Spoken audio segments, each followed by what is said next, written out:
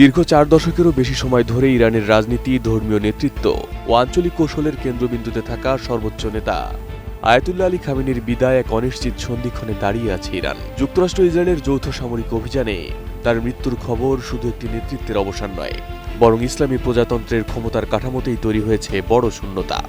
রাজধানী তেহরান এখন নিরাপত্তা, উত্তরাধিকার এবং রাষ্ট্রীয় স্থিতিশীলতা এই তিনটি বড় প্রশ্নের মুখোমুখি দাঁড়িয়ে।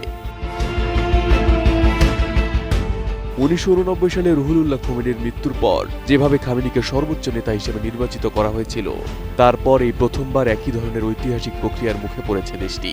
সংবিধান অনুযায়ী নতুন সর্বোচ্চ নেতা নির্বাচন করবে বিশেষজ্ঞ পরিষদ, যেখানে রয়েছে 88 জন জ্যেষ্ঠ আলেমের একটি শক্তিশালী সাংবিধানিক সংস্থা।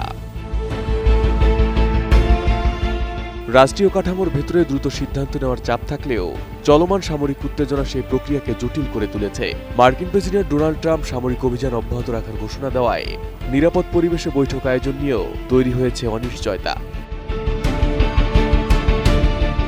ইরানের সংবিধান অনুসারে সর্বোচ্চ নেতা হতে হলে তাকে অবশ্যই একজন শীর্ষস্থানীয় শিয়া ধর্মীয় আলেম হতে হবে।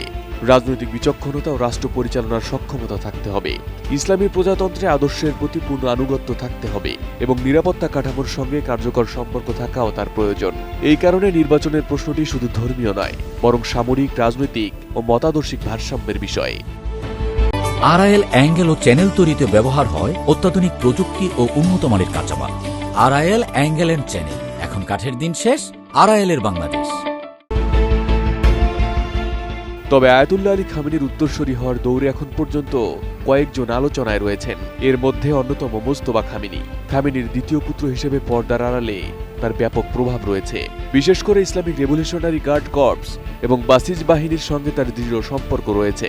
তবে ইরানি বিপ্লবের প্রেক্ষাপটে পিতা পুত্রের উত্তরাধিকার বা রাজতান্ত্রিক প্রথাকে অবজ্ঞা করা হয়। এছাড়া তিনি উচ্চপদস্থ ধর্মযাজক নন এবং 2019 সাল থেকে মার্কিন নিষেধাজ্ঞার আওতায় রয়েছেন। আলোচনায় রয়েছেন আলী রেজা আরাফি। তিনি একজন প্রতিষ্ঠিত ধর্মযাজক এবং খামেনির অত্যন্ত বিশ্বাসভাজন ছিলেন। বর্তমানে তিনি বিশেষজ্ঞ পরিষদের ডেপুটি চেয়ারম্যান এবং শক্তিশালী গার্ডিয়ান কাউন্সিলের সদস্য। তিনি প্রযুক্তি বুদ্ধিমান ও 24টি বই ও নিবন্ধের লেখক। তবে নিরাপত্তা প্রতিষ্ঠানের সঙ্গে তার সম্পর্ক খুব একটা ঘনিষ্ঠ নয়। তালিকায় রয়েছেন মোহাম্মদ মেহেদী মীর বাঘিরি, যিনি একজন কট্টরপন্থী ধর্মযাজক এবং ধর্মীয় প্রতিষ্ঠানের সবচেয়ে রক্ষণশীল শাখার প্রতিনিধিত্ব করেন।